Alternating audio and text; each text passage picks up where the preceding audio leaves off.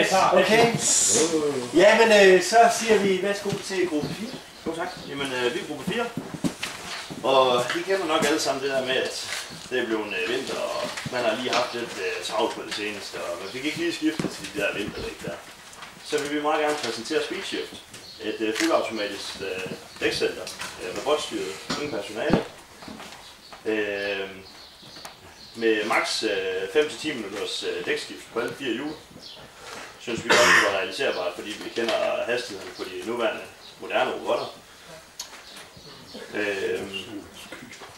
Og det skal være med en scanningssystem på nummerpladen, så det simpelthen kan genkende hver enkelt bils krydsmål og ET-mål, dækstørrelse, dæktryk, alt efter om det er forholdstrukken eller baghjulstrukken bil, type selvfølgelig også, vægt. Så jeg vil dele en fejr ud, mens næste mand tager ordet. Hej, jeg hedder Kasper. Jeg skal fortælle lidt omkring målgruppe og lidt om den brændende platform. Vores målgruppe det vil jo primært være autobranchen, men kunne selvfølgelig godt gå bredere ud på sigt. Ideen i den brændende platform, det var lidt, hvordan vi løste et produktivitetsproblem. Og det synes vi gør her ved, at vi kan frigøre nogle medarbejdere fra autoværkstedet til de sådan kedelige basisopgaver ved at automatisere det, hvor vi egentlig frigør 2 mand, og hvis man kan sige, når du kører 24 timer i døgnet, så er der jo 6 mand på frigør.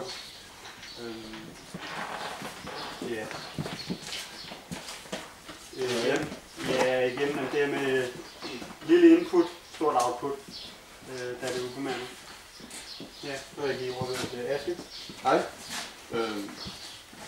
Det er smart, fordi at det er fleksibelt. Vi har tænkt os en døgnåben, så man kan komme 24/7.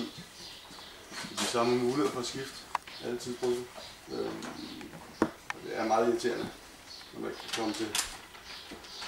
Ja. Og så vil vi har vi tænkt os at spare pladsen, fordi at når det er ubemandet, så er der ikke noget kontor, toiletter.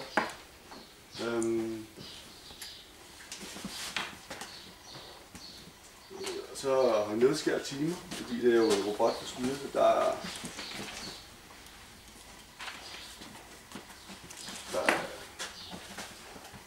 er ingen timeløn, fordi den sparer vi ikke.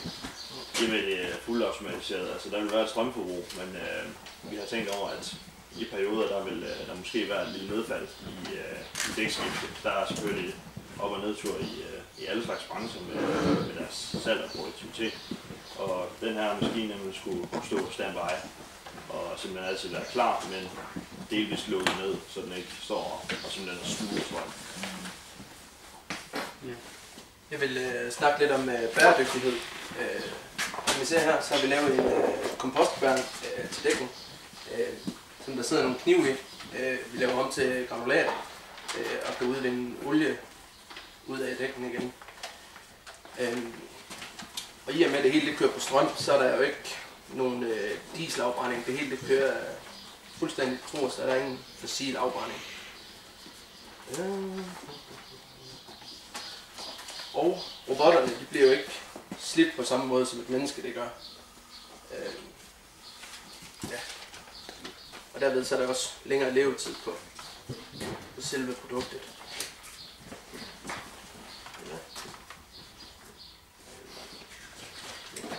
Yes, jeg vil gerne snakke lidt om øget kvalitet og sikkerheden ved det her. Og nu hvor det er fuldautomatisk værksted, så er der ingen chance for personskader i forhold til, hvis der skulle være både arbejde med mennesker og have gjort alt muligt, så skulle man få skade i ryggen, og så skulle mester betale sygefravær, eller alt det er udelukket, når det er fuldautomatisk. Og som man nok kender det i en vaskehal, så man kunne køre ind og blive i bilen, fordi det kun tager 5 minutter deromkring. Så man kunne blive i bilen, få det lavet, køre ud igen. Derfor vil jeg også eliminere det, at hvis man går ud, at robotten fyrer frem og tilbage, at det ikke får voldt skade på en. Så der har vi tænkt over, at vi kunne have nogle enten sensorer i jorden, eller sensorer ved loftet, som når den vidste, hvad biler kom ind, størrelsen på bilen, at den kunne lave sensor rundt om, så lige snart man åbnede døren og brød den sensor, så stoppede alt, så man ikke havde nogen chance for at komme til skade. Og så ved at det er robotter, der kører, så sikrer man, at man får ensartet boldspænding, så det ikke er, hvis vi har en lærling, der går og skal spænde boldene. Det er oftest dem, der laver hjulskift. Det kan godt være, at han lige spænder 3 af dækkene meget, og så skal han fyre op om 1 minut. Så den sidste, den kører man bare på sådan en. Og det er ikke godt. Det er helt sikkert, at det bliver lige med robotter. Og dæktrykket er det samme, og det er også vigtigt, at det er det samme hele vejen rundt. Og der er ingen, det vil sige, at der er ingen menneskelige fejl, der kan spille ind overhovedet. Det hele er mekanisk og er næsten problemfrit. Skulle det bare blive. Og så har vi kodet ind, at når den kommer og scanner nummerpladen, ved hvorfor en bil det er, skulle den kunne se i f.eks. politiregisteret, om den er, hvad hedder det nu, stjålen, mangler forsikring, mangler afgift, eller den mangler at tjekke syn, så man derved kan, hvis den har scannet, og der er en af de faktorer, der mangler, at den så ikke kører videre. At den så holder bilen, og så kan elektronisk sende en besked til politiet, og så sige, at her har vi en stjålet bil, som de så kan komme ud hen. Og det øger i princippet også produktiviteten ude ved hr. Jensen, der sidder og skal tjekke 80 rapporter om dagen. Hvis vi kan tage den halvdel, som de skal tage, så de kan fokusere på noget andet. Og det kunne også være tjek af dækmønster, eller dybden på den, hvor det så kunne gå ind og sige, at der er under det halve tilbage, så du skal komme tilbage om 3 måneder og få skiftet dæk. Derved kan vi også sikre os, at vi får kunderne tilbage, og ikke bare skifte dæk og sende noget videre. Yes. Jamen jeg har realiserbart. Alle komponenterne er lavet, så det er bare lidt om at få sat dem sammen. Lige det der er problemet, men det burde kunne lade sig gøre. Så vi har teknologien til det i dag. Det kører billigt og burde give overskud. Det bliver selvfølgelig lidt dyrt at starte op, for man skal have lavet den robot, der går ind og tager dækkene af, men mange af de andre ting, de er allerede lavet nu, så vi skal bare have det med robotten til at køre. Så der bliver selvfølgelig noget udvikling på den sigt, men så længe man får åbnet en masse centre eller noget, så burde den udvikling kunne tjene ind forholdsvis hurtigt igen. Det er jo noget, der kan ligge forholdsvis de fleste sportlige.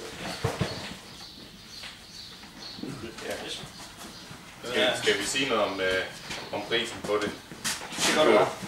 Vi har regnet sådan ungefær ud, at hvis vi sætter 20 millioner af til projektet, så kan det laves.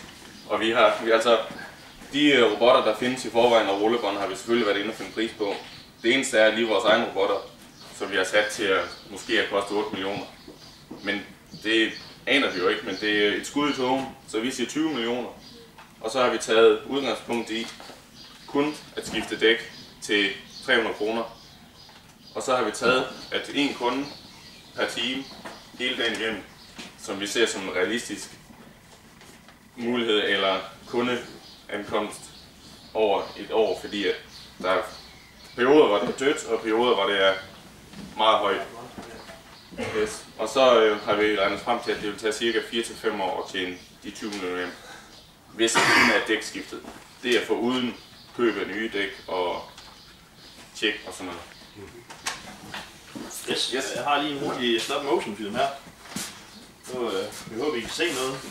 I alle sammen tipper den her. Lidt mere. Og så kom lige her hen til mig. Er det vi der omkring, eller hvordan? Man rejser sig. Ja. Du har haft en lille overhead, men det er godt. Nu tror jeg. Ja. Tiden går jo. Det er jo det. Og vi trykker godt. Ja. For at illustrere processen.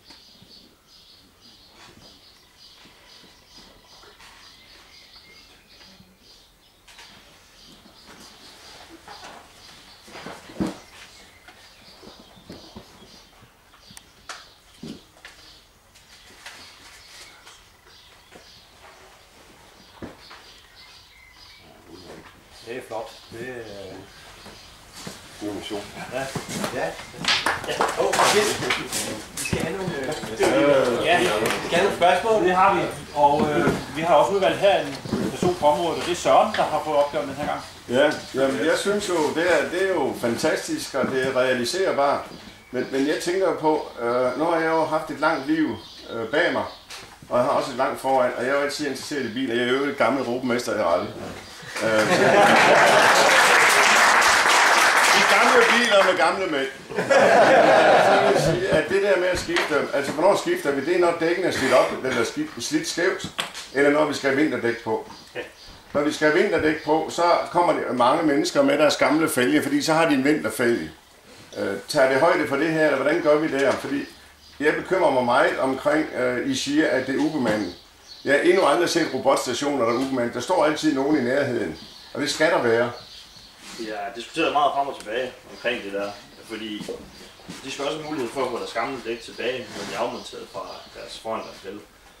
Og den teknologi, som man bruger til at få fælgene eller dækkene tilbage på, den kan man også bruge til at indlevere dem. Ja. Så det handler bare om, at transportbåndet det ligesom har en gate i en lufthavn, hvor man ligesom har mulighed for at smide sin hjul. Ja. Og så skal det så køre videre ind i systemet, hvor robotterne så vil samle op og køre over og afmontere dæk på. Og, vi har snakket om noget lagerføring, automatiseret lagerføring, hvor robotterne simpelthen smider dem over på transportbånd, hvor de så videre hen i lagerfører på en eller anden måde. Vi har snakket om store huller i jorden med store trakter i, hvor hjulet kan køre op af, og vi har snakket om loftslager og interne lager bag væggene og på rullebånd og alt muligt. Ja. Så.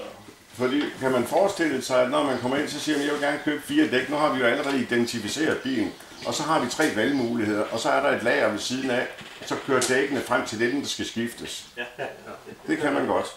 Kan man så også godt forestille sig, at man får en rigtig god pris, fordi nu har man standardiseret det hele? Ja. Ikke? Det er jo det, jeg tænkte, fordi i og med det er ubemandet, så sparer vi nogle løn, Ja. og strømmen er sådan relativt. Ja. Kan man forestille sig, at I indbygger en rensestation, fordi hvis det er noget, vi gerne vil have, så er det rene fælger, og nogle af fælgene er svære at holde rene, at de også bliver skiftet, og dem, der går fra den ene fælg til den anden, at der bliver den gamle fælg renset, sådan at den er klar til næste år, og I måske også har et lagerdepot til vinterfælge. Selvfølgelig. Det er jo ledende spørgsmål, jeg sætter det, man ikke. Jeg har igen snakket om at lave sådan en boksløsning, hvor man ligesom monterer det ved siden af en vaskehal. Og vi har snakket om, at det kunne monteres ved siden af supermarkedet. Og så er manden inde og handle, og konen kan lige køre bilen ind i dækcenteret, og så får vi skiftet dæk, de får handle. Mulighederne er store, har vi også. Jamen det skal være så automatiseret, at alle kan bruge det. Så mulighederne er store i, du kunne bygge på hele tiden. Afbalanceringsmaskine, så vi valgte bare til sidst at sige, okay, nu må vi, men ja, med julevask, og man kunne sådan, der er ret gode muligheder i det, ikke? Ja, så vi kunne bygge videre hele tiden. Det er jo et kæmpe potentiale i rammer, jo højere lønkostningerne er, desto hurtigere kan få det implementeret. En, I kan henvende jer til, det er Atlas Copco, fordi de arbejder meget med hjulskifter og hånddrevne værktøjer til at montere på. Så er det Morten, der godt lige vil høre det. Har jeg overvejet målgruppen, fordi I får nok ikke sådan en som Søren nede for enden til at købe hans fine bil, og så han vil jo gerne have det her helt specielle dæk. Er der en målgruppe inden for, hvad